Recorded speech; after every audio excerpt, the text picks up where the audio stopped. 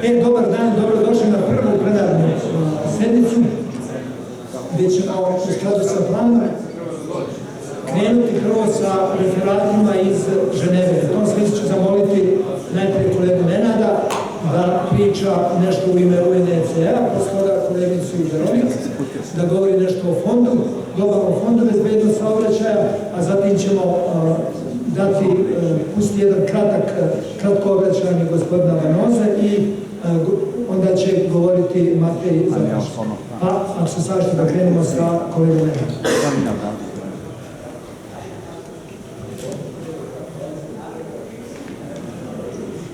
I u ime Ekonomske komisije za Evropu Ujedinjenih nacija želim da pozdravim sve učesnike već, ajde kažemo, stalnog skupa o bezbednosti saobraćaja u lokalnoj zajednici. Ja mislim da smo tako pregurali smo 20. godinu ili 19. Znači stižemo od prilike, pregurali smo punoletstvo, stižemo 20. Ukratko, ajde da kažemo, reći ću za ono što u MEC radi u bezbednosti saobraćaja, prvenstveno sa fokusom na aktivnosti u Srbiji koje su ove godine broj. Prvo što uvek ide jako značajno da se kaže, i ja to ponavljam, znači u svakoj svojoj prezentaciji, sve one konvencije i međunarodni ugovori koji su u okviru MEC-a se radi i razvijaju su od 2022. dobili globalni karakter. Znači svaka zemlja u svetu mora da postane potpisnica ugovora koja je članica Ujedinjenih nacija i praktično da primenjuje konvencije i ugovore imajući na umu primarno stvar da su ove konvencije u stvari nastale kao najbolja praksa, ajde da kažemo, razvijenih zemalja u pojedinim delovima sistema bezbednosti saobraćaja i koja stvarno onima koji su, ajde, u formiranju tog sistema mogu značajno da pomogu. Mi konstantno, ajde, zaboravljamo da je Socijalistička federativna republika Jugoslavija još 80. i ja mislim druge godine ratifikovala Bečke konvencije o drumskom transportu i o saobraćajnoj signalizaciji i na taj način bila među prvim zemljama u Evropi i svetu koja je sprovela značajne reforme u sistemu bezbednosti saobraćaja, postavila temelje za nešto zašto se mnoge zemlje sad u 2024. bore da postave. Znači, treba pričati o tome, treba reći da su naši zakoni bazirani na osnovama koje su u međunarodnim konvencijama i to nama zaista omogućava da prepoznamo situaciju u transportnom sistemu u svim zemljama Evrope, Azije, ajde da kažemo i Latinske Amerike, da možemo da vozimo stvarno na bezbedan način i u tim zemljama. Vidite da mnoge zemlje na svetu su svakako potpisnice nekih od konvencija i kao što rezolucija Generalne skupštine Ujedinjenih nacija kaže, 7 od tih konvencija je prepoznato kao osnovne konvencije za bezbednost saobraćaja. U tabeli se stavilo kako zemlje okruženja, praktično i neke zemlje koje su deo priče vezane za transport community treaty, kojih sve konvencije su potpisnice i vidimo da, znači, uglavnom sve te zemlje imaju 4 ili više potpisane ratifikovane konvencije još odavno i primenjuju ih u nacionalnom sistemu bezbednosti saobraćaja, što govori o tome da učili smo od najboljih davnih dana, postavili smo to u sistem i trebalo bi da krenemo dalje. Znači, unapređenje sistema i efikasnu implementaciju pojedinih novih za one koji to još nisu potpisali. Neke od naših analize su pokazale da zemlje koje su, ajde još u vreme 80. godina ratifikovale i efikasno implementirale konvenciju, svakako postižu najbolje rezultate u bezbednosti saobraćaja u svetu. Da ne zaboravimo da je Evropa definitivno najbolja u bezbednosti saobraćaja na svetu, ajde kažemo, kao prosek, i da stvarno od naših suseda dosta smo učili i kroz konvencije sve to primenili u nacionalnom zakonodavstvu. Šta ima novo u Srbiji? Ove godine po prvi put, znači krajem prošle i ove godine po prvi put 3 projekta u bezbednosti saobraćaja u kojima učestvuju NECE ili voditelji koje vode NECE. Jedan je akcijni plan za implementaciju ugovora iz 1997. godine koji se tiče bezbednih vozila, znači tehničkih pregleda i inspekcije na putu. Praktično, ideja je bila da kroz ovaj projekat, vidjet ćete kasnije, razmotrimo koje korake sve Srbija treba da uredi da bi imala efikasan sistem kontrole na tehničke ispravnosti vozila na putu. Druga stvar je projekat dubinskih analiza u oblasti bezbednosti saobraćaja u Bosni i Hercegovini i Srbiji, veliki projekat finansiran od Fonda Ujedinjenih nacija za bezbednost saobraćaja, gde stvarno pokrivamo jednu temu koja je, ajde da kažemo, vrhunska u bezbednosti saobraćaja i koja svakako pokazuje da zemlje Srbije i Bosna i Hercegovina streme ka, ajde da kažemo, najboljim rezultatima u bezbednosti saobraćaja. Ako sve ono što je ideja projekta bude sprovedeno delo, ja smatram da će se značajno popraviti, unaprediti sistem bezbednosti.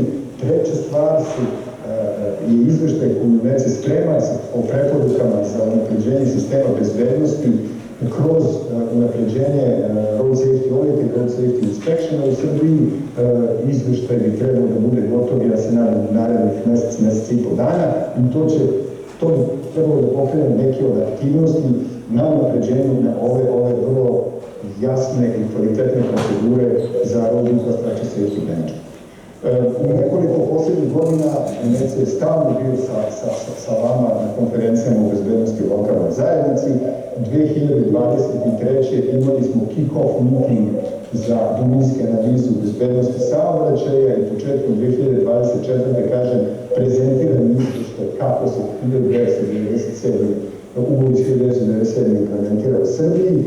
Pre, da kažemo, 2 nedelje imali smo izvanredan workshop, regionalni workshop o road safety audit i road safety inspection, ne samo u Srbiji, nego i u zemljama regiona. I ja mislim da ćemo kroz taj feedback uspeti svakako da unapredimo sistem koji je i u ovom trenutku dobro razvijen, ali kroz neke stvari koje su uočene kao mogućnost za unapređenje, ja mislim da možemo da značajno napredimo rezultate. Ukratko o svakom od ovih projekata, eto čisto malo da shvatite ko je tu uključen, mada pretpostavljam da nekoliki od učesnika prisutnih sarađuju i rade na ovim projektima i ono što se nadam koristit će rezultate ovih projekata u narednim iteracijama i izmenama kako zakonskih, tako i podzakonskih akata u Srbiji i ponovit ću još jednom stvarno pozivom NECE-a da za svaku temu koja je deo međunarodnih konvencija Ujedinjenih nacija slobodno kontaktirate i potražite savjet ili neku tehničku pomoć, jer to svakako možemo da uradimo i zajedno sa vama pronađemo neka rešenja za unapređenje sistema bezbednosti saobraćaja na osnovu najbolje svetske prakse.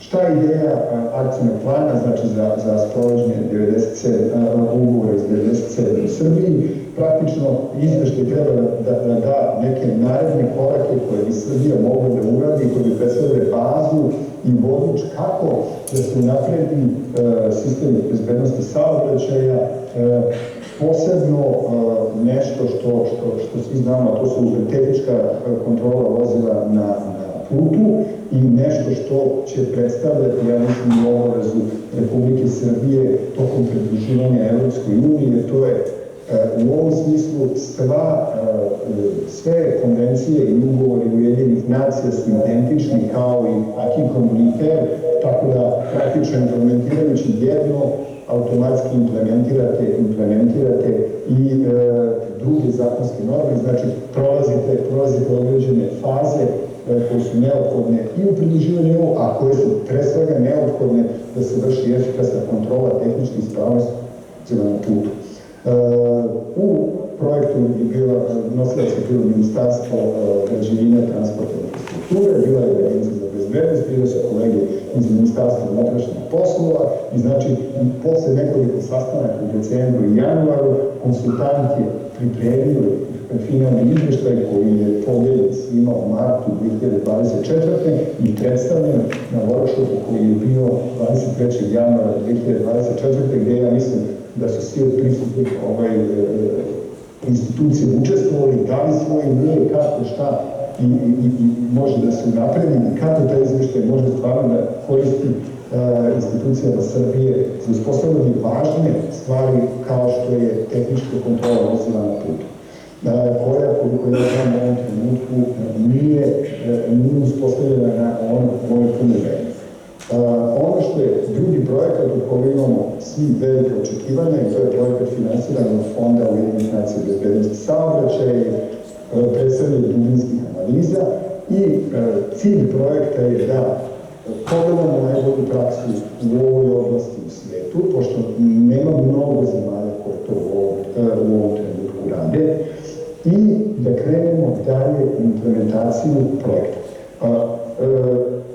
Ajde da kažem nešto o preporukama za unapređenje sistema u bezbednosti u Road Safety Audit i Road Safety Inspectionu.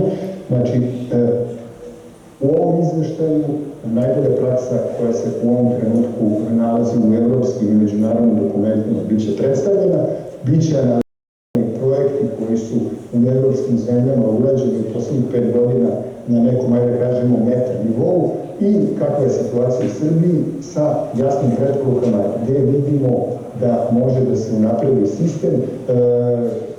Praktično konsultant i ljudi iz UNEC-a koji zajedno rade imaju dosta iskustva u bezbednosti saobraćaja i Road Safety Audit i Inspectionu i zajedno sa institucijama Srbije koje su ovde pobrojene i koje su bile zajedno sa nama na workshopu početkom aprila ove godine. Ja mislim da će taj izveštaj koji treba da bude pripremljen nekako u maju ili kraje maja 2024. stvarno pomoći da se pokrenu, ajde da kažemo, neke ne velike izmene pravilnika koji su postojeći, koji su zaista na jednom visokom nivou. Opšta neki zaključak na ovom workshopu je bio da je Srbija prešla daleku u primjeni i Road Safety Audit i Road Safety Inspectiona, ajde da se pojedine stvari, ajde treba malo da se preciziraju i da budu jasnije za neke naredne implementacije i da se naravno prelazi one dečije bolesti sistema koje dolaze, ne znam, u licenciranju revizora ili inspektora koji je uspostavljen pre 1 godinu i po dana. Znači, nadamo se, kažem da će tu naš izveštaj doprineti da bude bolje i efikasnije. Poslednja stvar je dubinske analize saobraćajnih nezgoda, ono što sam malo pre rekao, znači projekat koji svakako predstavlja, ajde kažemo, vrhunski domet u bezbednosti saobraćaja i ideja je da se analizira postojeća zakonska regulativa u dubinskim analizama, kako u Srbiji, tako i u Bosni i Hercegovini, da se vidi koji su najbolji primjeri u Evropi i u svetu od zemalja koje to radi, na koji način bi mogle dubinske analize uopšte da budu urađene. Cilj projekta je svakako da uz ovu priču imamo veliku grupu profesionalaca svih institucija Republike Srbije koje će biti uključene u ovaj proces i koje će na svako i svoje nadležnosti da doprinese da ovo, ajde da kažemo, da najbolje rezultate i da postane možda u nekim narednim godinama standardna praksa koja bi kroz dubinske analize sistema vraćala feedback sistemu bezbednosti saobraćaja gdje su neophodne izmjene koje treba da budu urađene samo sa ciljem da se kroz rezultate, kroz analizu saobraćaja nezgoda shvati gdje je problem sistema. Ako neko pogine u saobraćajnoj nezgodi, očigledno je da je to problem sistema i treba shvatiti na taj način da to nije kritika nikog pojedinačno, nego sistema koji mora da bude unapređen i ne dozvoli da bilo ko pogine u saobraćajnoj nezgodi. Kažem, ideja projekta je da i uradimo 10 pilot projekata u Srbiji, 10 pilot projekata u Bosni i Hercegovini, na osnovu tih rezultata da proverimo metodologiju koja će biti predstavljena i da damo praktično feedback sistemu šta su najbolji rezultati dubinskih analiza u ovom trenutku. U Srbiji Agencija za bezbednost saobraćaja, Ministarstvo građevine, transportne infrastrukture, Ministarstvo unutrašnjih poslova su bili sa nama zajedno na kick-off meetingu, razgovarali smo dosta o kako da napredimo ovaj sistem. Svakako neophodno je uključiti u ovu priču i tužilaštvo, neophodno je uključiti u ovu priču Ombudsmana za zaštitu informacija, neophodno je da budu sa nama, tačnije bili su sa nama Putevi Srbije kao upravljač puteva, znači saobraćajni fakultet, tako da očekujemo, kažem, da svi oni koji u Srbiji postoji sistem bezbednosti saobraćaja uzmu učešće u projektu, da će biti deo ovih pilota koji se planiraju negdje za kraj ove godine. Šta su aktivnosti koje su predviđene? Znači u septembru smo imali kick-off meeting, trenutno radimo analizu nacionalnog zakonodavstva kako u Srbiji, tako i u Bosni i Hercegovini. Borimo se da nađemo međunarodnog konsultanta definitivno koji će nas voditi kroz priču o metodologiji. Mogu da kažem da smo kroz analizu zemalja koje to rade shvatili da bi nam Švedska bila dobar primjer i da bi nekako mogli do nekada da pratimo njihovu metodologiju kako rade dubinske analize.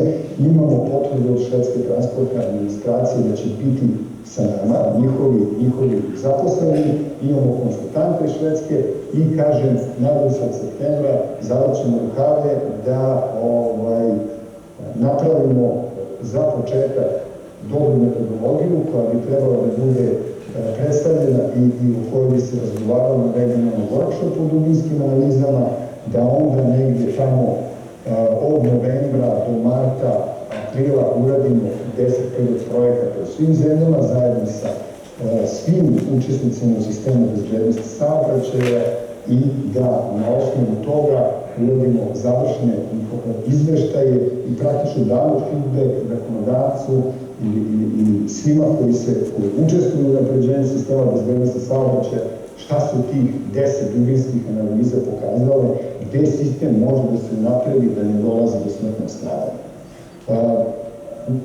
Znači, od aktivnosti koje su još, ajde da kažemo, planirane, jedna velika završna konferencija negdje u maju, junu 2025. treba svakako da bude kruna ovog projekta koji će da pokaže da li smo na pravi način videli šta su rezultati i kako bi mogli da ih iskoristimo u buduće. Ja vam se zahvaljujem na povedanom vremenu i ajde pitam da ćemo ostaviti za sljedeći krug. Hvala puno Nenadu, najprije zato što se posvetio posebno bezbednost saobraćaja u okviru UNECE. Hvala zato što podstiče institucije u regionu, posebno u Srbiji i Bosni i Hercegovini, da uzmu aktivno učešće i što nas podržava u tome. Naravno, mi pokušavamo da odgovorimo na pojedine inicijative i da ih ovdje što bolje sprovedemo. Nadamo se da ćemo u narednom periodu imati uspjeha i naravno hvala za podršku konferenciji. Okay, now I would ask Veronique, you will speak something about money. Am I right? I am right. Okay. You are right. Thanks. Thank you so much. I'm pleased to be joining you today and thank you for the invitation. I will now put my screen and the presentation.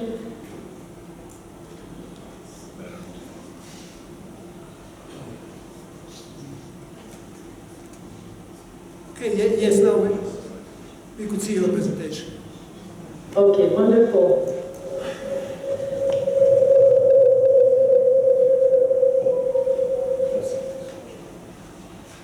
Is this format suitable or I should go to the previous one? Now something happened. Yes, now it's okay. Okay. Yes. Thank you very much. Dear participants, I wanted to talk to you a little bit about who we are. We are the United Nations Road Safety Fund. We were funded in 2018, so we only are 5 years old, and we were funded by the UN Secretary General Special Envoy for Road Safety.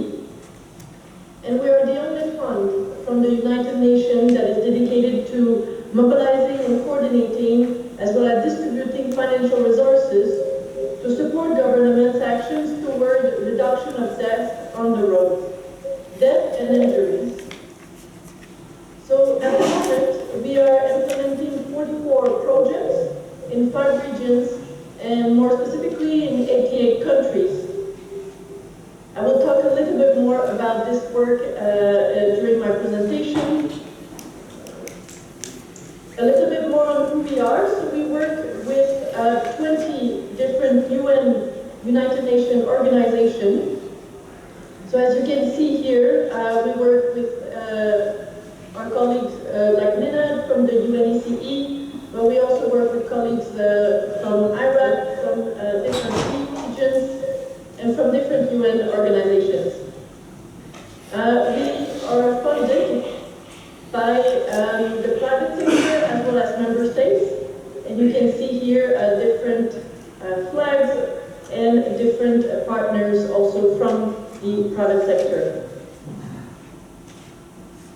So we were created a while ago when the UN and the different member states gathered and saw that there was a need to really address under health and under the SDGs, really address the road safety problematic and the road safety fatalities. And since then, so from 2010, we see that currently we have progress and we are bringing down the number of deaths and injuries. Nevertheless, there's a lot more to do. For instance, just to give us a few figures here, only 6 countries in the whole world have laws based on the 5 risk factors. And this is, for example, helmets, speeding, driving, motorcycle helmets, as I mentioned, seatbelts, child restraint. So this is very low number of countries. And only 17 countries, for example, have up-to-date national road safety strategies. And this is something where we want to come and support the governments to implement better road safety measures and practices. So how we do this? So the funds follow a global framework of action that basically is based on the safe system approach as per UN conventions and UN regulations. And as you can see, we work with the 5 pillars: safer users, safer vehicles, safer roads, as well as post-crash care responses. And we do this on the different areas of work, which is legislation, enforcement, education, technologies, and regulatory support. So maybe you cannot see well on this slide, but here in Europe, Central Asia, we already have 4 projects that that are currently under implementation. One is closing in Azerbaijan on post-crash care. The Armenia project on data, I will speak a little bit later. Also, there is the project that our colleague Nina just presented, and there is a project that is soon to take off regarding road design in Central Asia. So I want to give you the examples of 3 projects that I thought could be interesting here to understand a little bit what the fund is doing, but more than that, how we really work with the governments, work with the implementing partner to design projects and implement projects that really suit the local problematics and the local needs. So here, for example, in Armenia, there were different interventions implemented.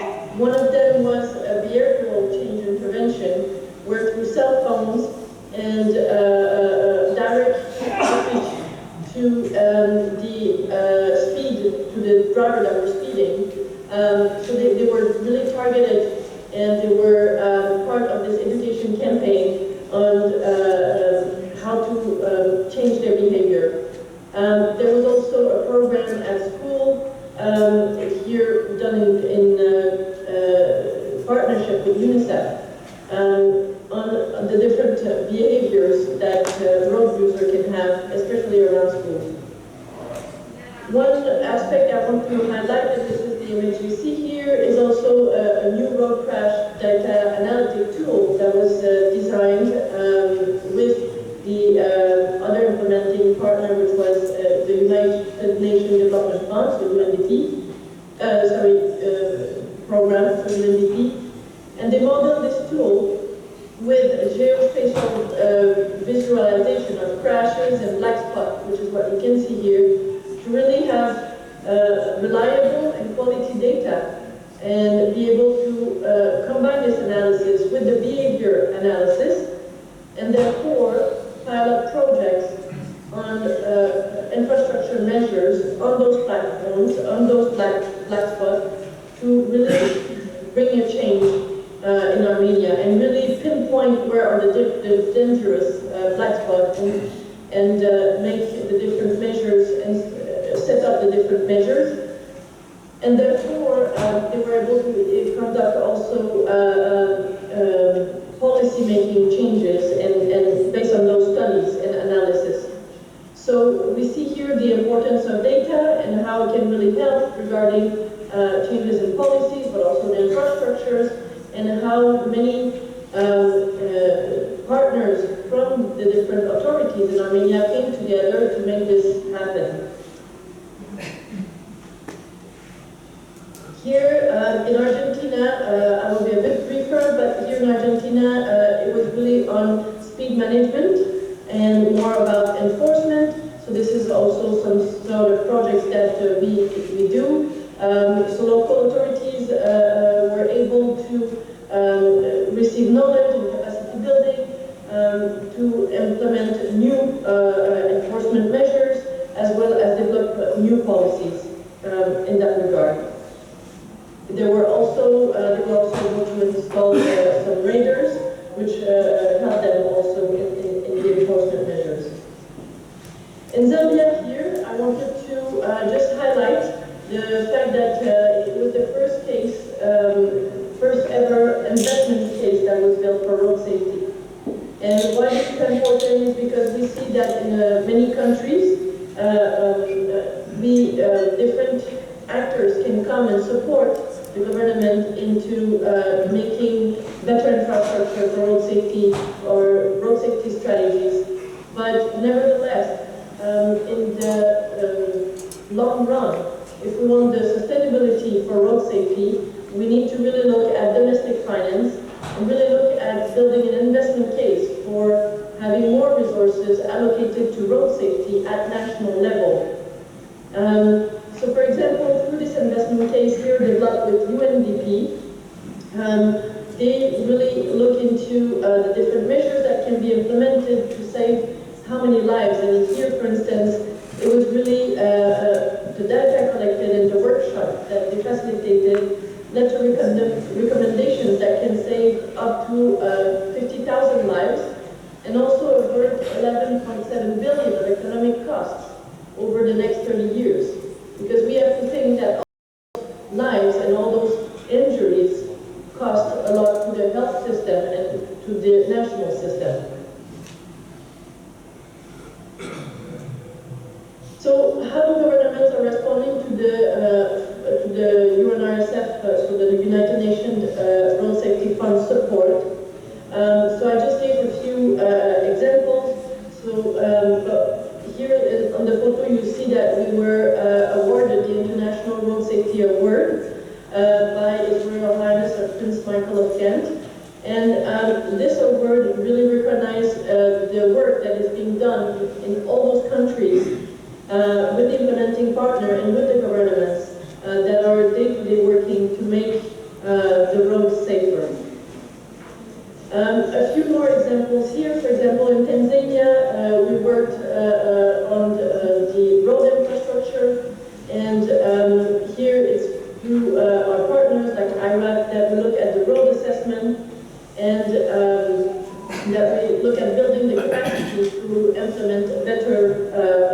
design.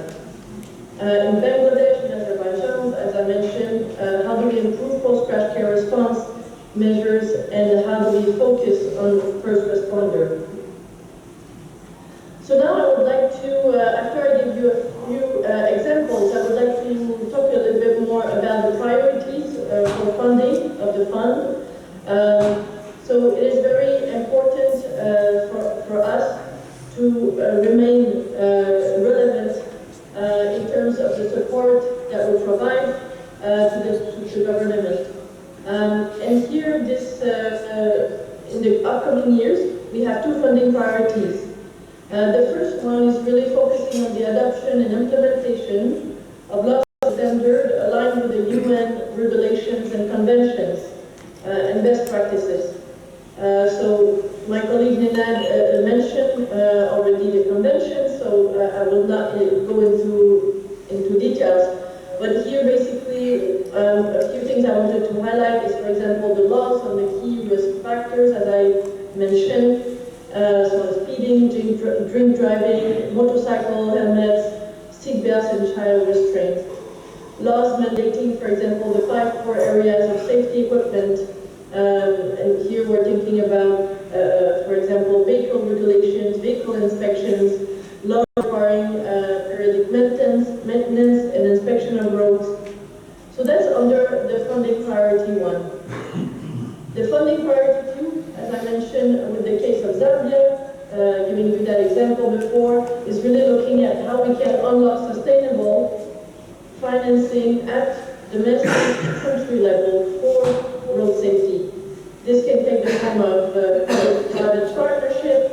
This can look at alliance with road safety maintenance funds. But, for example, also the investment case that I presented. And then a lot of those two priorities can be underpinned by the road safety performance reviews that have been conducted by UNC in some of your countries. So these were the priorities in terms of funding. Also in terms of, as we are a fund, we want to continue dispersing as much as possible of funding for road safety and for specific projects to support governments. And for this, we are also, on the other hand, looking at replenishing the funds, so putting some cash in the bank so that we can then deliver that money and support our partners in low and middle income countries. And therefore, we are looking at 30 million for the 2025-2030. This is to help the 125 countries that are facing the worst road safety performance as we speak. And this means 37 more countries to the ones we're currently supporting, but it also would mean helping us to go into much deeper intervention and much bigger intervention at country and region level. So in that area, we also partner with countries to also give some funding to the fund or to co-design projects with us. So you will see here different ways. So I'm mentioning here the ONIMAR contribution, which is a contribution to the fund. The EMAR contribution is where, for example, we can enter into a co-design of a project, and a third-party contribution is a smaller contribution that can all be channeled here. One thing I wanted to highlight when finalizing my presentation is that governments are invited to submit projects for the call for proposal, which will be launched in September. And for them to submit such projects, they are to partner with one of the participating organizations that I mentioned earlier. So, for example, UNECE, UN Habitat, Living Organism, UNICEF, WHO, a lot of those different organizations that are partnering with us will be the main partner through which the funds can be transferred and co-implemented with a specific focus that would be tailored to the government needs. So I would like to end my presentation here. Thank you, Veronique, for your very good presentation. And Profesore, ne čujete se, samo morate da uključite mikrofon. Sorry. Thank you for your excellent presentation, and I hope that next year we will speak about some good practice and good cases from Serbia in this region. Okay, thank you. Now, could I ask you, our friend Matej, who is very informed about situation in Serbia and the region, to say a few words about activity of the transport community. The floor is yours.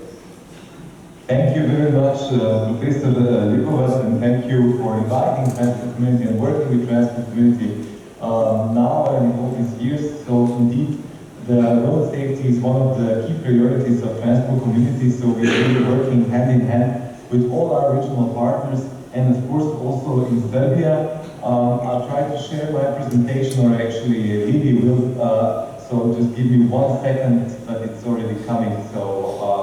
Basically, I would like to give you some information regarding the current state of play when it comes to the road safety in the region, also how it compares to the EU. Of course, we share the same targets, the Western Balkans or the EU, to reduce the seriously injured or fatalities by 50% by 2030. But of course, our common vision is Vision Zero, so no more fatalities and no seriously injured on the roads, both in the Western Balkans and the European Union. So I think this is our common goal. Now, the next slide will show you statistics for 2022 and how the region looks when comparing to the EU member states. And as Lena said, the European Union or Europe is indeed the safest place on earth when it comes to the road safety. However, that still means that on average, the fatalities per million in the European Union is 46 at the moment, and in the Western Balkans, this number is 72. So 72 fatalities per million inhabitants. You will see in yellow the regional partners of the Western Balkans are much more on the right side, and what we want to see is it be much more on the left side. So here the statistics for this year, or actually the statistics for last year, has not yet been published. We are still collecting them and so on, but I can already give you some indication is that Albania had the increase of fatalities by 17% and Serbia decreased by 9% last year. But these are not the final statistics yet. We will still see them. In April, end of April, we will publish them. Now, what you see in front of you is, of course, the graph. If we are to achieve or want to achieve this 50% reduction of fatalities, the green graph is where we should go. The red graph is where we are. So basically, in the region, if you take the baseline, the year 2019, because then COVID is not really, it was a special year, you cannot really compare it, but you will see that the decrease in the region was around 9.5% of fatalities, which of course is a long way to go to reach the 50% overall by 2030, so much more work to be done. Now, saying that, I would also like to congratulate Serbia at this point, because last year we had one of the key highlights was actually, or let's say achievements in the region, was that Serbia became the first regional partner in the Western Balkans. It started collecting the statistics according to the European CARE database system methodology, which means that actually the Serbian statistics are now 100% comparable to the rest of the EU, and also in the next European report, Serbia will feature as one of the reporting countries, together also then with other non-EU countries like Norway and so on. The rest of the region still has work to do when it comes to statistics, but I would just like to invite all of you. We have the Road Safety Database, which Western Balkans Road Safety Observatory, which was done together with World Bank. So So all statistics on what's happening in the Western Balkans when it comes to the road safety, all statistics is also then per gender, per street, per type, and so on are available on the website of the transport community, and I invite you to look at this.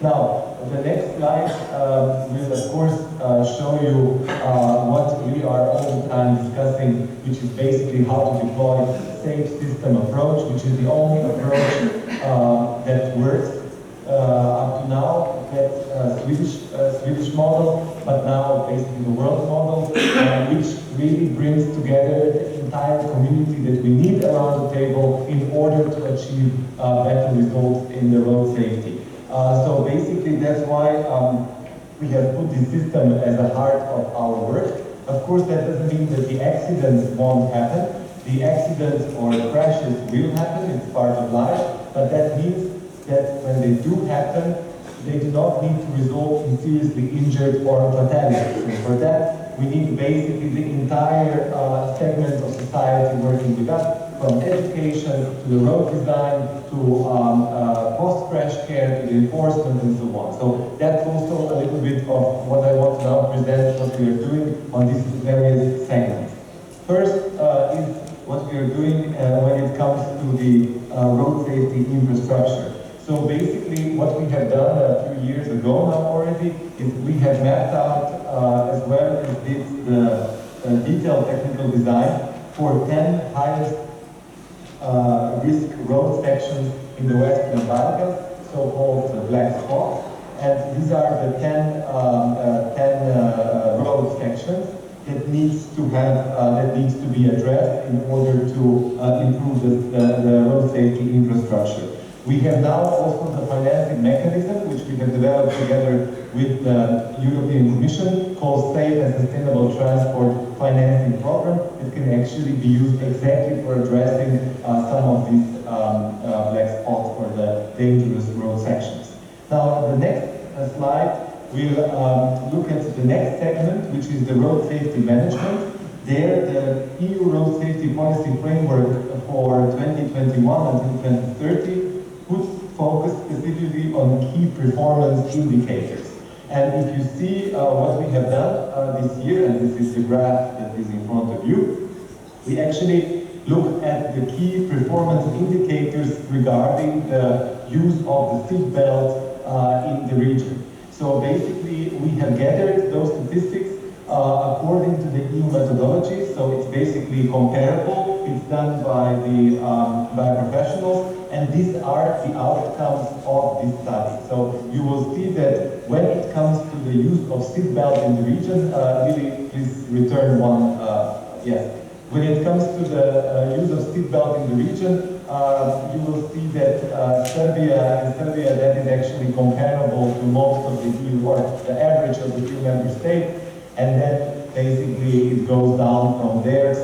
North Macedonia, the usage of the seatbelt in average is only 40%. Now the next slide will also show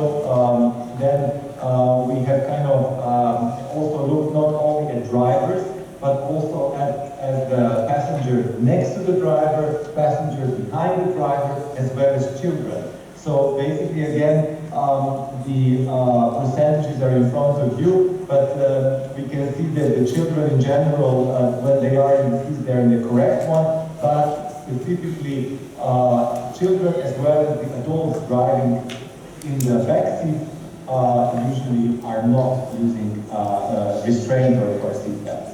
The next slide will also show that there is a difference between very young children in front seat and also in the back seat, so that's why we put this specific for the road categories as well as the vehicle type. And then the next slide, we have also made the difference between male and female, and as usual is the case in road safety, women are much more road safety cautious. That shows both statistics in fatalities and seriously injured, as well as you will see, the usage of seat belt. So there's a difference between men and women. Now, also the next slide will show what we are doing regarding this segment of education. so basically protecting vulnerable road users. There we took the road safety guidelines developed by Slovenia, Slovenian Ministry of Infrastructure, which basically shows how the surroundings of the schools would need to be designed. That was done together with psychologists, together with social workers, together with professionals from the transport and of course from the road safety, to really see what works around the schools, how the signs should be done, how they should be designed, what are the color specifics, and so on. We found this as one of the best practices in the European Union, so we have now translated this in all languages of the region, and we are now doing basically the process of delivering this to each regional partner. So we started last week in Tirana, and we will continue, of course, all the way through this year. And then next year, we can have some pilot projects on the ground of implementation of these specific guidelines around schools in the region. Now, the next slide, and then basically I'm done. We have also looked at the post-crash care, and we have highlighted one element of the post-crash care, which is the use of the emergency number 112 for basically unified emergency number. There, the region is there is not a unified use of the 112 as emergency number that would be used in the region. So here, this is part of the EU legislation as well. So we are looking at helping the regional partners to adopt and implement this part of legislation and to implement 112 as at least one of the emergency numbers, because of course what we really see is that when the accidents happen or when the crashes happen, the minutes and seconds really make a difference between life and death, or seriously injury or life injury. Now, in the end, the next slide will just show, and that's an invitation to all of you. We are now putting together the road safety action plan, the next generation. You might be aware we already have the old generation action plan, which are still valid. So working together with all regional partners to make sure that we progress on this. But now we will be, this year, are producing the next generation action plan, which will cover period to 27. And we are very much looking forward to work with all of you for the impact, to see what we need to focus on in coming years to really make a difference to reach this Vision Zero as soon as possible, for that to become, of course, reality on the roads in the region as well. Thank you very much.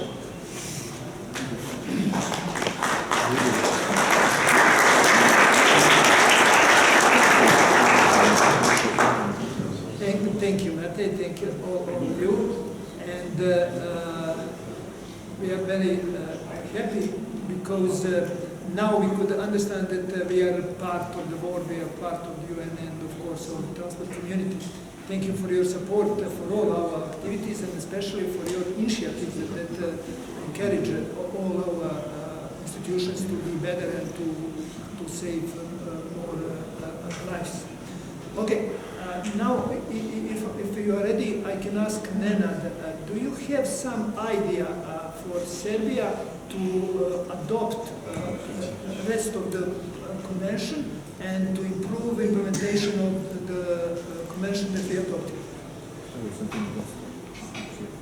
Could you say? Ako dozvolite, ja bih prešao na kanal 1, uživam da mogu da pričam na srpsko, kad mi je dozvoljeno. Ono što bi bile, znači, brze preporuke. Ugovor iz 1997. koji se tiče tehničkih pregleda i kontrole vozila na putevima, Srbija nije potpisnica te konvencije iz 1997. godine, tako da, ajde da kažemo, to bi mogao da bude formalno, pravno jedan korak koji bi otvorio temu o kojoj sam pričao u svojoj prezentaciji, a to je tehnička kontrola vozila na putevima, gdje bi taj sistem mogao da bude uspostavljen na nivou i UN zakonskih normi i akih komunitara Evropske unije. I značajno bi, da kažemo, pomogao celom sistemu bezbednosti saobraćaja da se posebno teška teretna vozila provjeravaju, jer znamo dobro da oni mogu za vrlo strašne posljedice u slučaju nezgode. A ove kontrole na putevima baš zbog toga i koriste i dodao bih, ajde da kažemo i ono gdje se bio dobra, ali uvijek ima mesta za unapređenje kroz ovu proceduru, a to je vozila za prevoz opasnih materija, kontrola njih i na putu, tako da eto, tu imamo neki predlog. Kažem, jedan od tri projekta koje se rade u Srbiji zajedno sa Agencijom za bezbednost saobraćaja, sa ministarstvom i sa svim drugim učesnicima, gdje daće rezultate unapređenju sistema malo oko Road Infrastructure Safety Management, znači Road Safety Audit and Road Safety Inspection, i kažem, nadam se na taj način imat ćemo pravi feedback onima koji kreiraju sistem bezbednosti saobraćaja, šta može da se uradi brzo i jedno. Hvala, Nenade. Now, could I ask you something, Veronica? Serbia is planning to make some serious changes in our law on road safety, and it is in accordance with the first priority. Am I right? Yes, absolutely. Could we calculate for your support for this project? Especially, we are looking for some good experts from the most important countries and the most developed. Could you help us in this case? Yes, so there are two forms that could be described here today. So the first one, as I mentioned, is through the funding. So through developing a project that would be developed by the Serbian authorities and people experts from Serbia in collaboration with a UN agency. Whether there is a focus, for example, on post-crash care through the WHO, but if it's related to policies, as you just mentioned, it could be with UNECE or other partners. And then through the development of this project, submitted to the fund at the call for proposal for projects that will be open in September. So that is one option. But there's also another option. Many governments come to us asking about experts and advisors to help them work jointly with their expert to implement new policies or measures, or simply advise them on the path, on the road to take. And for this, we are setting up this year, and we are doing this with piloting this with Nenad through one of the projects that you mentioned, an expert connection.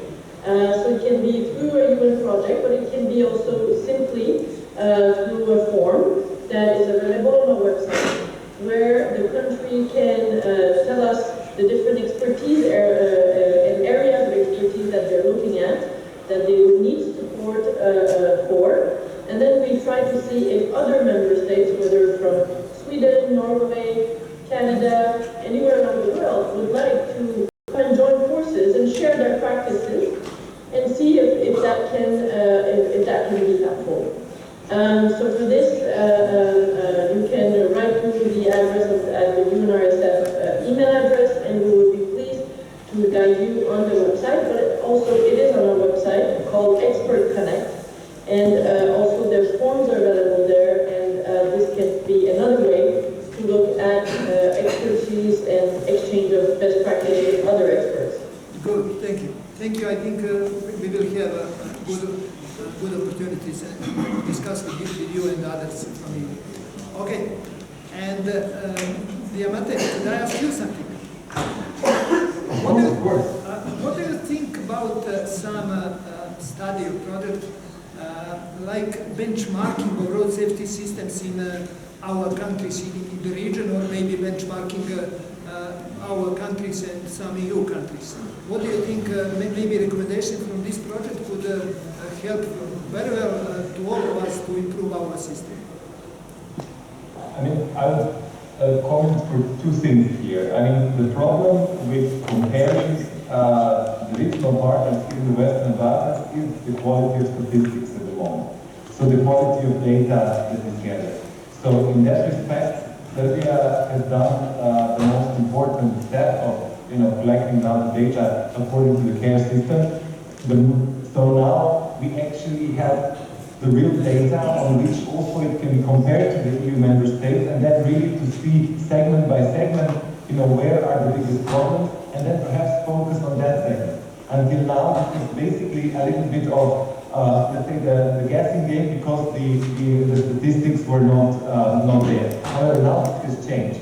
Now, that's why one thing that we are doing and we are using, and basically we also very much welcome this within the region, is the specific EU support in the form of the technical assistance, which is called DIEX, which can be a very targeted base, and it can be it's always very much focused on sharing the best experience. So here, Lily is already, my colleague Lily Rachena, who is in charge of road safety in the transport community, is working on that, and I would definitely welcome if there would be a need, a specific need. The more broad it is, the better it is when it comes to the region, so that everybody can profit from it.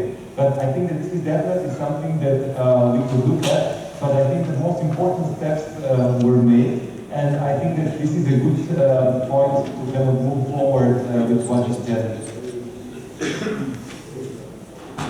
Okay, thank you. We will try some DIEX project. You are right. Thank you, and of course we are waiting and hope you will help us in this parts. Okay, thank you to all of you again, and see you as soon as possible. Okay.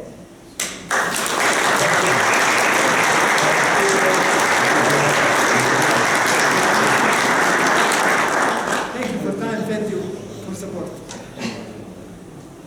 Okay. Sad možemo preći na srpski. Ok, ovako, pošto nas je načelnik saobraćajne policije zamolio da se vraća večeras, da možda malo izmenimo redoslijed, pa ću predložiti da on izloži svoju prezentaciju, a posle da ćemo napraviti pauzu, izdati riječ generalnom sponzoru i onda ćemo napraviti jednu pauzu. Hvala.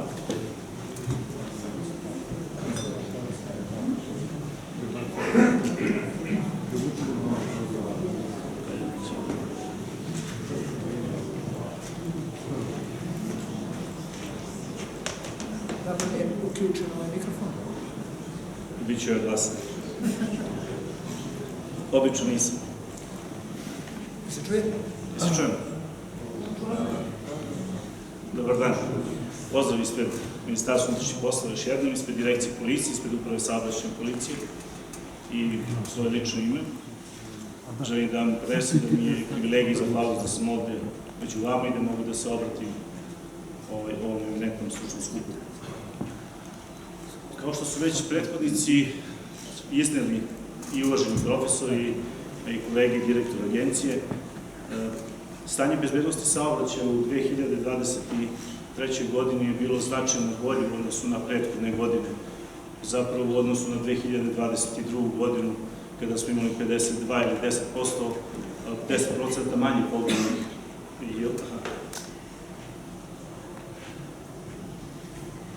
Ovo je jedan dijagram gde smo pokazali, sad samo ne znam, mislim da ovo nije to.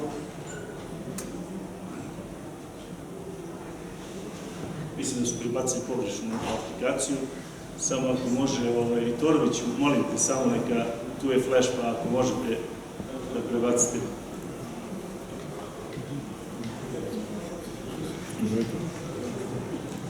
Ali nema vezu. Nastavit ću.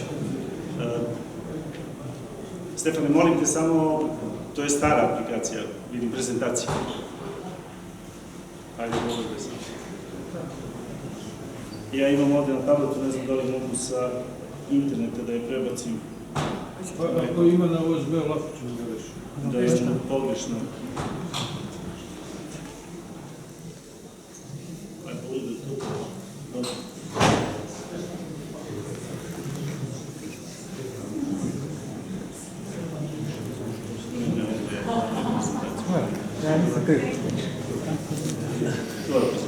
Da.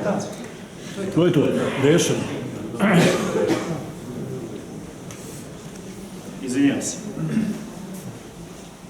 svi koji rade i greše. Da, ovde je 501, u zvaničnim statistikama je 503, čekamo još 13 obdukcija, to je nalaza, to je veštaka, da imamo da će biti saobraćaj nezgoda ili događaj. Za sada imamo za 2 da su potvrđene, pa smo zato stavili 501 lice poginulo. Ne želimo da krivimo statistiku ili da menjamo brojke tamo posla, ali svakako je prošla godina bila značajno bolje nego prethodna godina i jedan veliki iskorak za stanje bezbednosti saobraćaja u čitavoj Republici. Naravno, zahvaljujem se svim subjektima bezbednosti saobraćaja koji su radili i doprineli da budemo prošle godine tako uspešni. Vidite ovde sa 968, ako se ne veram, na 501 lice smo uspeli da smanjimo stradanje, što je značajno za Republiku Srbiju, ali je ipak nedovoljno. Kao što smo rekli, mi stremimo ka viziji 0, to nam je i strateškim planom i misija kako da budemo u 10 najbezbednijih zemalja Evrope, pošto je Evropa najbezbedniji kontinent što se tiče bezbednosti saobraćaja, tako i naravno da prepolovimo stradanje i poginuli, teško telesno povređene i povređene. Prošle godine je saobraćajna policija napravila još jedan veliki rezultat, a to je, ako može da se kaže rezultat, a to je da smo podneli istorijski maksimum otkrivenih prekršaja. Procesuirali smo 1.401.000 saobraćajnih prekršaja. To je nešto jako značajno. Ako vidite ove brojke, vidite da smo zadnje 2 godine značajno premašili naše aktivnosti. I ako ovde kažemo da imamo samo negde oko 150.000 prekršaja koje smo otkrili automatskom kontrolom saobraćaja, onda vidite koliki je trud uložen od policijskih službenika koji su radili neposredno na terenu i otkrili ove prekršaje. I još jednom im se zahvaljujem i svim načelnicima ovde iz moje linije rada koji su dali neizmjeran doprinos da imamo ovako stanje bezbednosti saobraćaja kako smo imali prošle godine, a nadamo se da ćemo sledeće godine ispuniti ciljeve strategije, a to je da budemo ispod 444 poginulih na našim putima do kraja godine. U ovih 401.000, da ne pogrešim, imamo preko 500.000 saobraćajnih prekršaja otkrivenih za prekoračenje dozvoljene brzine kretanja vozila, 172.000 prekršaja nekorišćenje sigurnosnog pojasa, preko 55.000 upravljanja vozilom pod dejstvom alkohola. Od toga 11.000 lica je zadržano u prostorijama Ministarstva unutrašnjih poslova koji su upravljali vozilom sa preko 1,20 promila alkohola. Onda vidite koliko neodgovornost imamo određene kategorije učesnika u saobraćaju, pre svega vozača. Naravno da smo imali nepropisno preticanje preko 10.000, naravno da smo imali i upravljanje vozilom pod dejstvom psihoaktivnih supstanci za preko 40% više u odnosu na 2022. godinu, koja je isto bila istorijski maksimum sa 1700, sad imamo 2750.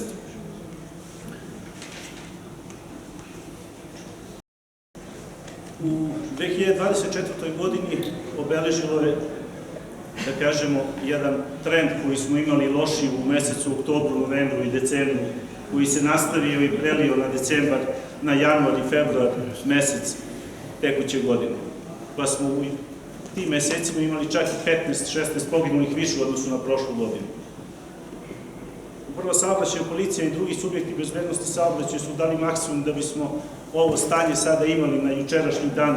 Imamo jednog poginulog manje u odnosu na 2023. godinu i takođe imamo 2 poginula manje u odnosu na 2022. godinu, koja je u prva 3 meseca bila dosta povoljna, jer je onda u letnim mesecima, kad smo imali turističku sezonu, imalo znatno veće stradanje. Prošlu godinu je obeležilo veće stradanje naših učesnika u saobraćaju u zadnja 4 meseca, septembar, oktobar, novembar i decembar. Preduzeli smo više represivnih aktivnosti, to jest, mislim da smo prošle godine imali istorijski maksimum što se tiče centralnih akcija koje je sprovela saobraćajna policija. 13 centralnih akcija smo sproveli.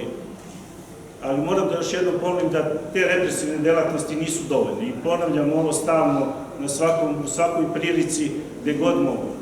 Možemo da napišemo mi 2 miliona saobraćajnih prekršaja, to je da otkrivamo 2 miliona saobraćajnih prekršaja, ali pitanje da ćemo da, ako nemamo zaokružen sistem, isključiti saobraćaj sve one koji ugrožavaju ne samo svoje živote, nego i živote ostalih učesnika u saobraćaju.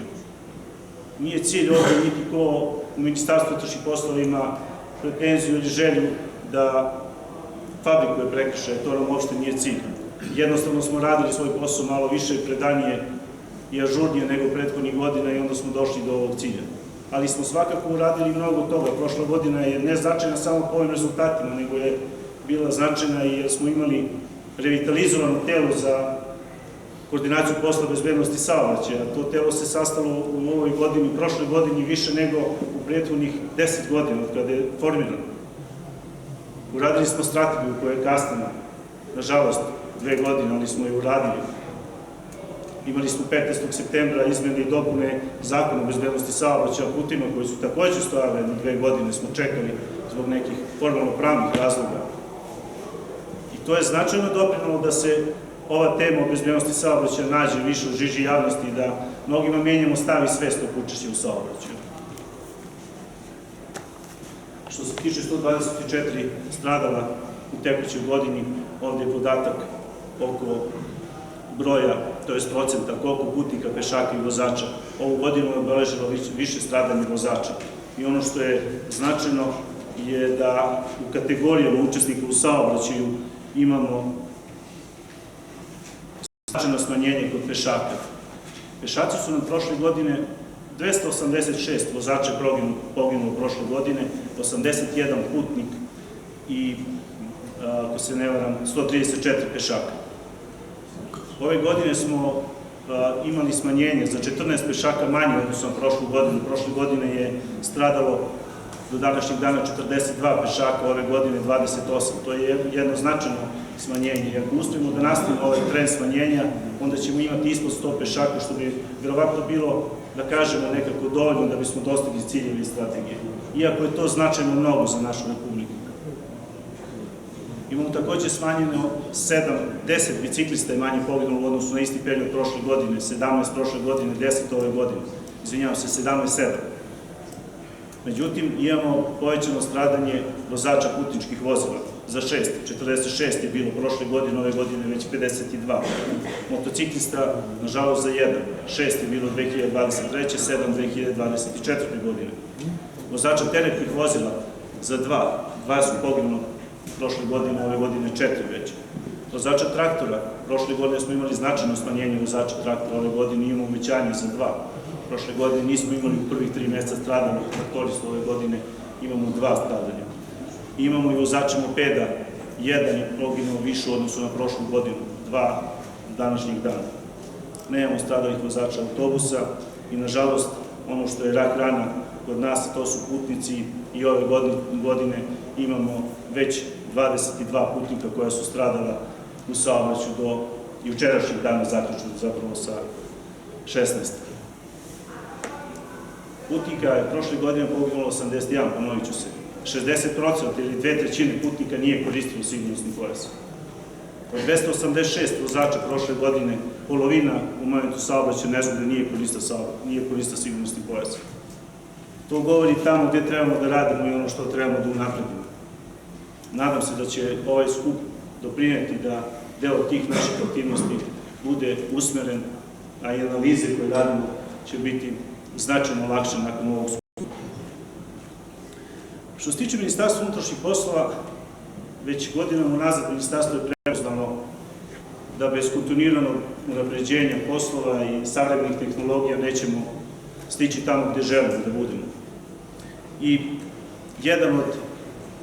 jedna od linije rada upravo saobraćajne policije je naravno u svom radu i u svojoj delatnosti uvela savremeni sistem u funkciji unapređenja bezbednosti saobraćaja. Pre svega ovde pričamo o nekih 4 ili 5 sistema i to su prosječna brzina ili unapređen sistem prosječne brzine, automatska kontrola saobraćaja kao nešto što nam je budućnost i nešto što nam je prioritet u radu svakako. Tu nam je svakako kamere koje svi zovu, ali na vozilima, pošto sad imamo kamere na uniformama policijskih službenika, kamere na vozilima ili IKT sistemi koje smo uveli već 2019. godine i otkrili skoro 40.000 prekršaja. I naravno, tu je dual radar kojih, nažalost, imamo samo 4, nadamo se da će ove godine to biti značajno više, da ćemo nakon novog sistema finansiranja bezbednosti saobraćaja moći da svaki veći grad u Srbiji ima po jedan dual radar, nadam se da ćemo ih imati sigurno još 10-ak u našim redovima. Što se tiče merenja prošle brzine, vi znate da je taj sistem uveden u Republici Srbiji 2017. godine, da je to bio malo nesavršen sistem gde smo radili od naplatne stanice do naplatne stanice. 2022. godine, opet u saradnji sa koridorima i Ministarstvom saobraćaja, infrastrukture i građevinarstva smo unapredili sistem i napravili novih 56 deonica gde radimo prosječnu brzinu, kontrolu prosječne brzine ili merenja brzine. Na tih 56 deonica moram da kažem da smo značajno smanjili čak za 30% stradanje na državnim putevima prvog reda ili autoputevima. Od početka primjene, pričamo za celu 2022. godinu, negde 1. jula smo krenuli i 2023. godine 215.000 prekršaja je otkriveno. Prošle godine 117.000 prekršaja je otkriveno u ovom sistemu merenja prosječne brzine. Ono što smo uočili, a to je da je značajno smanjena brzina. Brzina je ključni faktor i uzročnik saobraćajnih nezgoda sa poginulim licima. Skoro 50% je brzina faktor nastanka saobraćajnih nezgoda sa poginulim licima. Želeli smo da ovaj sistem ostavimo i na deonicama koje su van državnih puteva prvog A reda. Pre svega smo računali tu puteve koji su prvog B reda 22 i 23, ovo oko Ibarske magistrali i ovog dela ovde između Užica i Zlatibora. 2022. godine većina vas se seća one fatalne nezgode gde su imali, a danas smo videli svi spomenike, ta 4 mlada života koje smo izgubili te godine u toj saobraćajnoj nezgodi.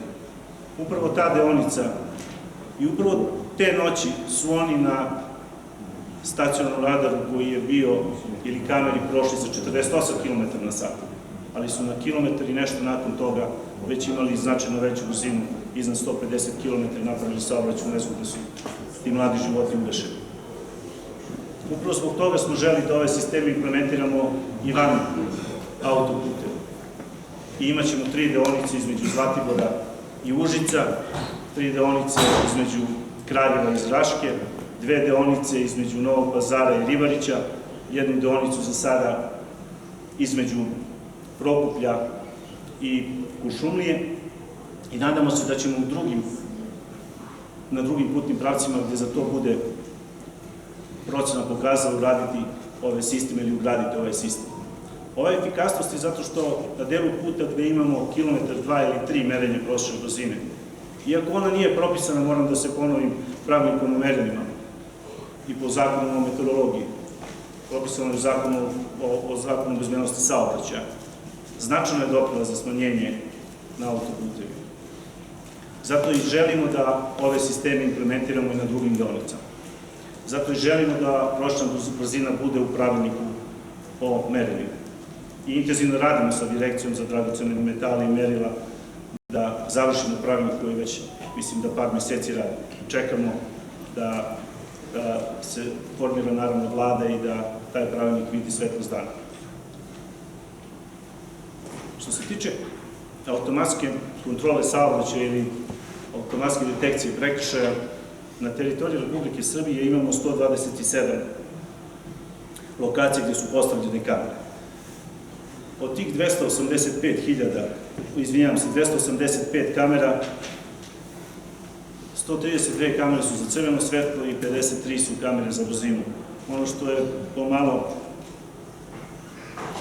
da kažem, neadekvatno, zato što nam negde oko 20% ovih sistema nisu u funkciji zbog nekih, da kažem, dodatnih kompatibilnosti sistema koji su ugrađeni negde u lokalnim samoupravama na ovaj ili onaj način, pa nisu kompatibilni i možemo da obrađujemo podatke, ali se nadamo da ćemo vrlo brzo svih 127 lokacija ili sistema uvesti u rad i da ćemo imati završen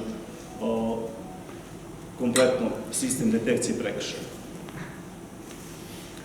Što se tiče dual radara, rekao sam da imamo 4 i da se oni intenzivno koriste svakodnevno u Ministarstvu unutrašnjih poslova.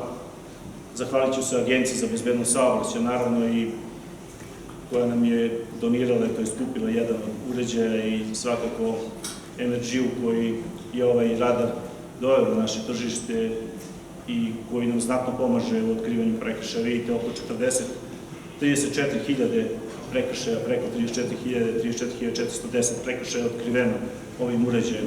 Nadamo se, kažem, da ćemo novim finansiranjem, da će lokalne samouprave prepoznati ovo i da ćemo sad u programe kroz opremanje saobraćajne policije i drugih državnih organa koji se bave bezbednošću saobraćaja nabaviti još 10-ak ovih uređaja gde ćemo moći naravno da merimo brzinu. Što se tiče IKT opreme patrolna vozila o kojima je bila izvesna, da kažem, pompa 2021. godine, da to nije u skladu sa zakonom o zaštiti i obradi podataka o ličnosti, međutim, Ministarstvo unutrašnjih poslova uradilo i bezbednosnu procenu i sve ostale akte i podzakonske procedure da bi se ovi uređaji koristili. Mi smo u Ministarstvu unutrašnjih poslova od 2021. godine imamo 300 vozila koja se koriste i moram da kažem da je moja malenkost predsjednik ove stručne radne grupe u ministarstvu i mi ćemo imati još ovakvih vozila koja će imati IKT sisteme za prepoznavanje registarskih tablica. Jedna tablica je koja prepoznaje, jedna od kamera je koja prepoznaje registarske oznake, a druga je ambijentalna kamera. U mnogome će pomoći kao i kamere na uniformama za, da kažemo, transparentni rad policijskih službenika, a i naravno bolji odnos sa građanima. Od ovih 300 vozila koje su u Ministarstvu unutrašnjih poslova implementirane, 200 se nalazi u liniji rada saobraćajne policije, onda vidite koliko je nama značajno ovo, a samo ću dati podatak da smo skoro 18.000 prekršaja otkrili sa ovim uređajima na vozilima i tu je najviše naravno prekršaja isteka registracione nalepnice do 30 dana, preko 30 dana i preko 60 dana naravno, ali je jako značajno da imamo i 612 prekršaja iz 330, to je vožnje bez vozačke dozvole, i 719 lica koje su upravljala po zabranu, to je 308, ako se ne radi. Vidite koji je broj otkrivenih prekršaja s ovim uređajima. Kamere koje su postavljene na uniformama policijskih službenika su jedna od tendencija koja je zadnjih 5 godina svugde u svetu i mi smo od 1. septembra uz, naravno, zahvalnost američke ambasade i Ministarstva pravosuđa dobili donaciju 60 kamera. Te kamere su u upotrebi u 2 org jedinice, u policijskoj upravi za grad Beograd i najviše ih imamo kod naših upravi saobraćajne policije u odeljenju za interventnu kontrolu saobraćaja i saobraćajno obezbeđenje, takozvanih prosvetača koji rade na celoj teritoriji Republike Srbije i naravno u saobraćajnoj policijskoj ispostavi za državne puteve Beograd. Ono što je jako značajno da opet ovde nije cilj i nije svrha ovih kamera da se otkriju saobraćajni prekršaji. Cilj i svrha ovih kamera je naravno da se unapredi postupanje policijskih službenika prilikom primene policijskih ovlašćenja, da budemo transparentni u radu, naravno da kroz analize unapredimo naše postupanje i naravno da smanjimo eventualne zloupotrebe i eventualne koruptivne radnje. Ovim uređajima i ovim kamerama smo snimili negde oko 36 do 37 hiljada intervencija ili primene policijskih ovlašćenja.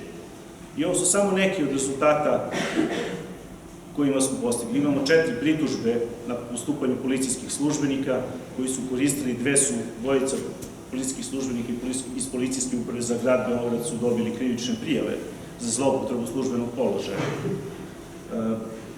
Ono što je takođe jako zanimljivo, imamo 4 slučaja postojanja krivičnog dela ometanja službenog lica u vršenju službene dužnosti i naravno da imamo i krivičnih dela davanja mita i krivičnog ili prekršaja vređanja službenog lica u vršenju službene dužnosti.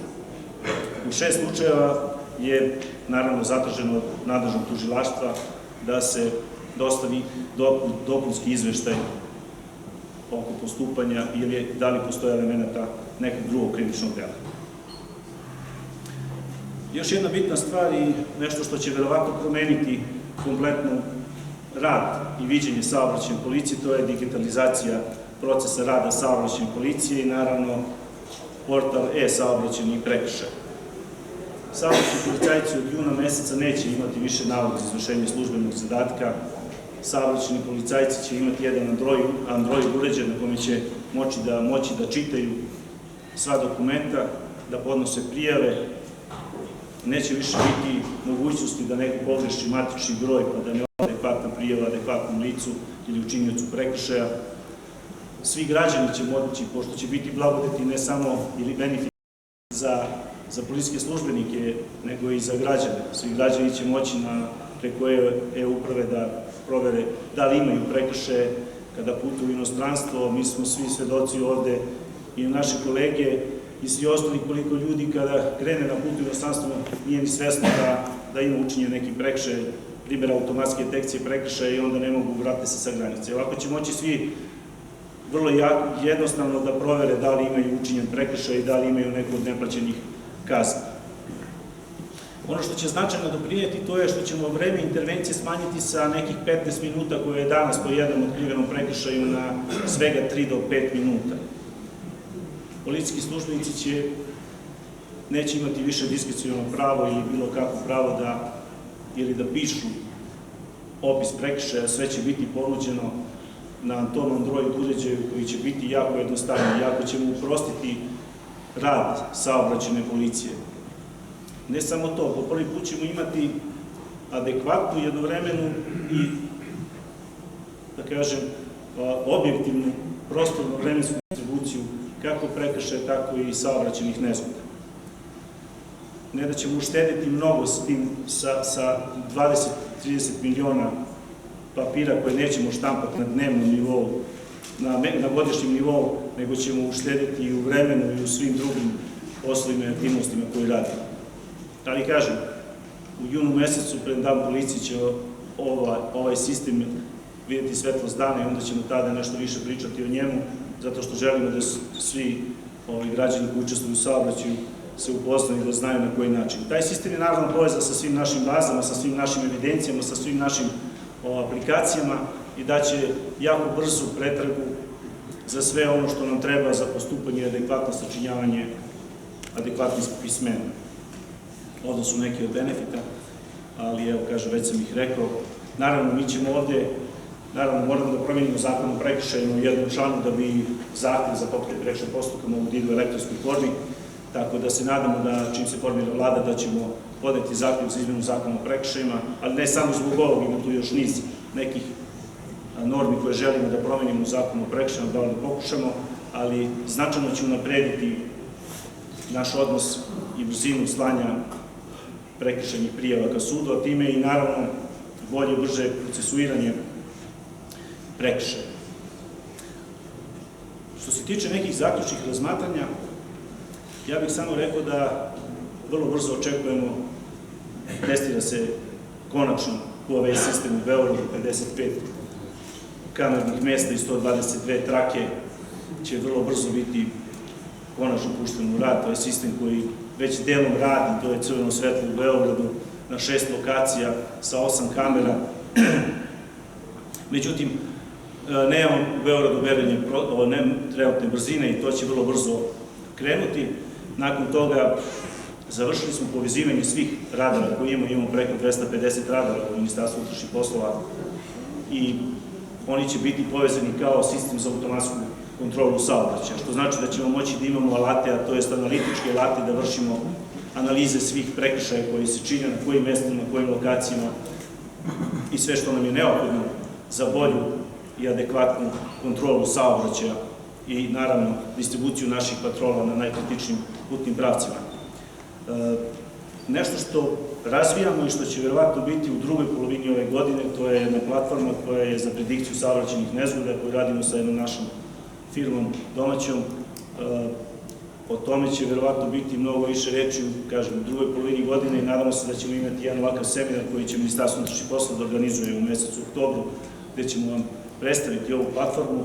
Za sada još ideja koja još nije videla svetlost dana, dobila odobrenje u Ministarstvu unutrašnjih poslova, nešto što će nam značajno pomoći kod adekvatne kontrole i kod mesta gde ćemo vršiti kontrolu i gde možemo da sprečimo, to jest da delujemo proaktivno i da ne dođe do saobraćajnih nezgoda. Provera zabrana upravljanja motornim vozilom i licima koje su učinile prekršaje na graničnim prelazima već delom postoji, ali i nešto što radimo sa Ministarstvom pravde i sa našim sekretarijatom je da učinioce prekršaja, nama negde godišnje oko 300.000 učinioca prekršaja stranih državljana koji tranzitiraju kroz Srbiju ne bude sankcionisano, bar po ovoj analizi koju smo radili u odnosu na, kažem, 2023. godinu, jer mi sada sankcionišemo strane državljana na prošloj brzini, ali ne sankcionišemo svakog stranog državljana koji je napravio saobraćajni prekršaj. I to smo napredili negde skoro oko 40.000 stranih državljana je prošle godine sankcionisano samo na autoputu. Mislimo da ćemo uspeti da radimo kao Italijani, kao što rade nemačka policija, da šalje pozive po mestu prebivališta učinioca prekršaja. Povezat ćemo se sa njihovim ministarstvom i naravno to želimo da radimo sa svim zemljama koje su u okruženju i naravno zemljama odakle najviše gravitira, to jest ljudi koji imaju u tranzitu, a to su naravno od, da kažemo, skandinavskih zemalja gde imamo dosta naših ljudi na privremenom radu, a to su takođe pored njih Švajcarska, Nemačka, Austrija, Mađarska i Slovenija. Ovo sam već napomenuo prošle godine kao pretplatnica zakon, telo za koordinaciju strategija i naravno nešto što bih želeo da najavim, a to je nacionalna kampanja za podizanje svesti svih učesnika u saobraćaju. Želimo da napravimo jedan opšti konsenzus, jednu opštu sinergiju svih državnih subjekata i svih u sistemu bezbednosti saobraćaja, da menjamo svest učesnika u saobraćaju i stavove tih učesnika u saobraćaju kroz jedan opšti konsenzus, da nam je vizija nula nešto što je iznad svega, nešto što je jako bitno i vladi i svim drugim državnim subjektima. Naravno da smo predložili mi iz Ministarstva unutrašnjih poslova i već radimo sa jednom agencijom da to budu 4 neka najčešće uzročnika, to su naravno brzina, alkohol, psihoaktivne supstance i naravno pojas, o kome sam već rekao da smo, ako se ne varam, kad bismo dostigli skandinavske zemlje sa tih 96 plus na prednjem, na vozaču i suvozaču i 90 kod putnika na zadnjoj grupi, da bismo imali 100 do 120 poginulih manje, što znači da bismo uveliko bili ispunili ciljeve strategije. I naravno, pored toga, vidjeli ste i ovde naš izložen kalendar naših preventivnih aktivnosti. Mi smo 15. septembra konačno vratili i prevenciju u Ministarstvu unutrašnjih poslova, to je upravu saobraćajne policije, to je jedan od naših postulata rada. Nekako su se prethodnici lako pustili da to ode iz ministarstva, nismo mi to nikad pustili da ode, ali smo radili uvijek u saradnji sa agencijom. Sad smo hteli da naglasimo i da Ministarstvo unutrašnjih poslova želi da radi preventivno, da ne budemo mi, jer skoro svakog drugog vozača smo sankcionisali, neko ko bi trebao da bude u Republici Srbiji najomraženiji, to bi trebalo da bude saobraćajna policija. Pa onda želimo da radimo i neke druge stvari, da malo sprečimo do dolaska tih, da kažemo, društvenih negativnih ponašanja ili pojava. Pre svega sada mislimo o prekršajima i krivičnim delima iz domena saobraćajne policije. I takođe, nešto što smo takođe pokrenuli, naravno, tu će nam trebati naravno lokalna samouprava, želimo da u mesecu maju i junu sprovedemo jedan karavan bezbednosti u nekih 10 gradova, najverovatnije ćemo krenuti, ne najverovatnije, krenut ćemo iz Sombora pa Subotice i ostalih gradova, gde nam naravno treba podrška vas iz lokalnih samouprava da bismo to sproveli, gde želimo da svi subjekti bezbednosti tog dana budu zajedno s nama, da pored priredbi, pored pažljivka iz Agencije za bezbednost saobraćaja, svih flajera i svega ostalog što radimo, pokažemo i vozila iz saobraćajnih nezgoda, da jedna aktivnost u jednom gradu traje 48 dana, gde bismo imali i predavanja, 48 sati, pardon, gde bismo imali i predavanja i naše vežbe i rad policije u lokalnoj zajednici, gde bismo pokazali ono s čim saobraćajna policija i Ministarstvo unutrašnjih poslova radi, ali svakako i edukativne sadržaje, gde bismo zvali i lokalnu samoupravu i gradske oce, što bismo rekli, gradonačelnike, predstavnike opština, da nam pomognu da koliko toliko menjamo stava i svest učesnika u saobraćaju. Mislim da je to neophodno. Koliko god da postoje važne stvari, moram da shvatimo da ne postoji nijedna društvena delatnost koja je dala toliko dobrobiti čovečanstva, a s druge strane nijedna nije toliko odnela žrtava koliko saobraćaj. U nadi da će biti onako kako smo želeli u strategiji bezbednosti saobraćaja, naravno da su ciljevi ambiciozni, a da nisu tako ambiciozni možda ne bi bili ni posticajni. Želim da vas pozdravim, da se zahvalim i da vam još jednom kažem da mi je bilo čast i privilegija da sam ovdje danas s vama.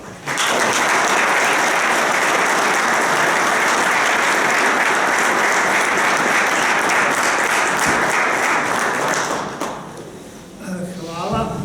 Ovo zaista najavljuje da ćemo u jednom kratkom periodu pokušati da sve vozače i učesnike u saobraćaju uvedemo u onaj šablon civilizovanog puta.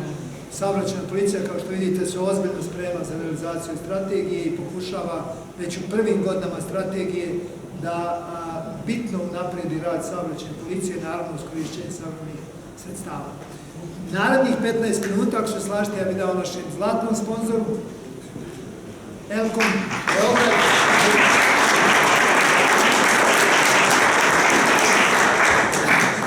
Dobar dan. Mojih 15 minuta. Želim da vas pozdravim u ime zaposlenih preduzeća Elkom iz Beograda. Sad ovaj grlo malo, da li ću uspeti da...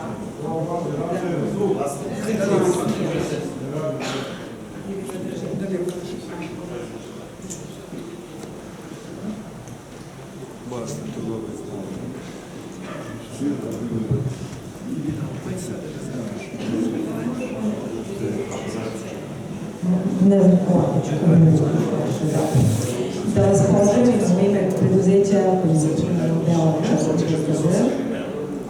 Preduzeće je osnovano pre 30 godina i tada su osnivači, imajući znanja iz oblasti elektrotehnike i programiranja, želeli da unaprede semaforske kontrole, odnosno kontrole saobraćajne signalizacije, a za ovih 30 godina, zahvaljujući napretku tehnike i tehnologije, mogu u ovom trenutku integracijom softvera, tih tehnoloških mogućnosti, video kamera, senzora, detektora, da ponude za svaku lokalnu zajednicu rešenje po meri.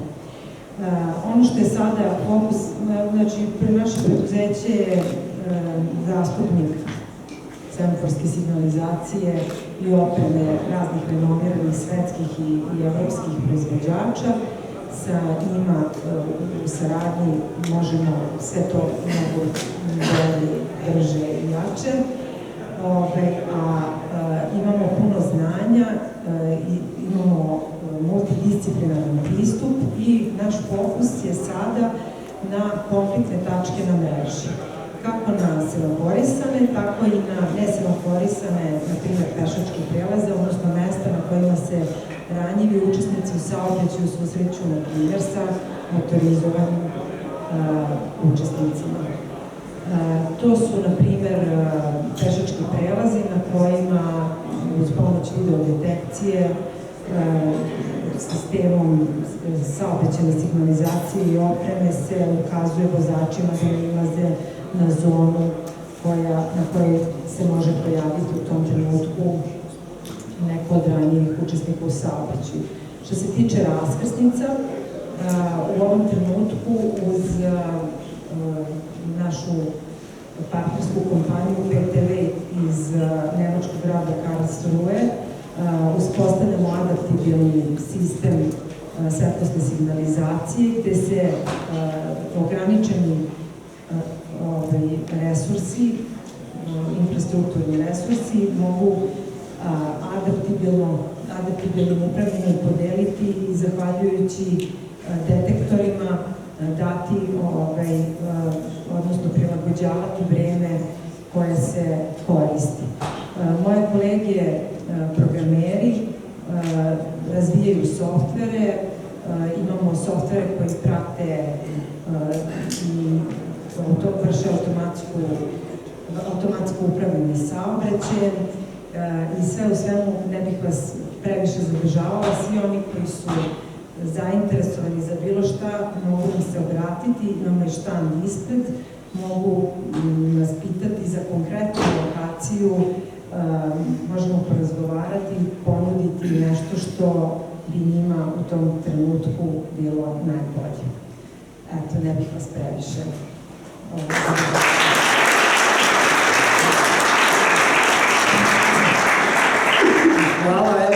Hvala za podršku i posebno hvala za velike inovacije koje ste uveli u praksu Srbije i što se, da kažem, trudite da po meri lokalnim samoupravom koje uđete da uradite, realizujete i pratite projekte.